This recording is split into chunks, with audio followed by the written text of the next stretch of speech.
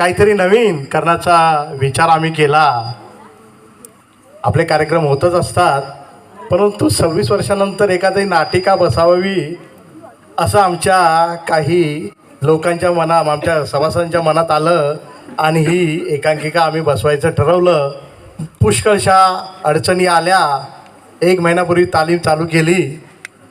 खूप कमी वेळात आम्ही ही नाटिका बसवली. त्यामध्ये चुका झाल्या असतील तर मोठ्या मनाने आमची चुका माफ करून या ठिकाणी आमचे साऊंड सिस्टम प्रथमतः त्यांचा प्रॉब्लेम झाला.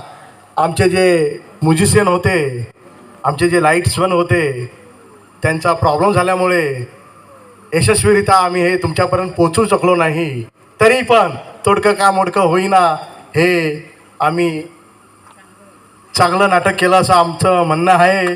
आम्हाला आपलं साथ दिली, आपल्या मुठाट ग्रामस्थ बहुजन मंडळाने आम्हाला साथ दिली, सह्याद्री क्रिकेट क्लबने आम्हाला साथ दिली, महिला मंडळाने आपला वेळात वेळ काढून रेसलला आल्या आणि आम्हाला सहकार्य केलं. आमचे सहाय्यक, आर्थिक सहाय्यक आमचे रसिक मायाजी साळुंखे आणि वसंत त्रिंबककर यांनी आम्हाला आर्थिक मदत केली.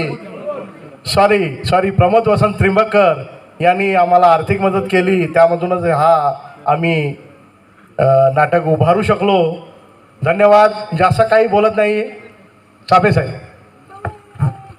आवडलं असेल तर परत एकदा टाळ्या वाजवा.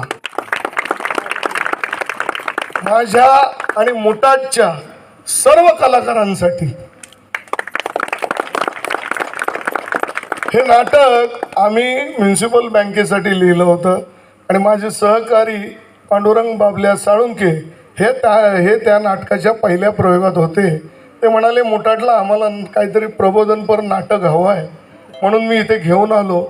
खरोखर ही पॅन्ट घालायचा विसरलो. एवढी जोरदार रिहर्सल मी गेले 3 दिवस करतोय. आपण सगळ्यांनी बघितलं असेल. तर माझ्या या नाटकात ज्यांनी भूमिका केल्या त्या नमिता अर्थात श्रुतिका आपटे,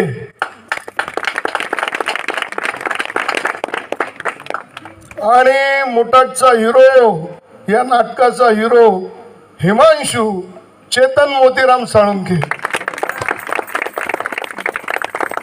तसंच तिहेरी भूमिकेत या नाटकात जोशपूर्ण काम करणारे अमोल अशोक साळुंखे उर्फ पक्याभाई उर्फ अभिषेक उर्फ मोर्चेकरी बाई.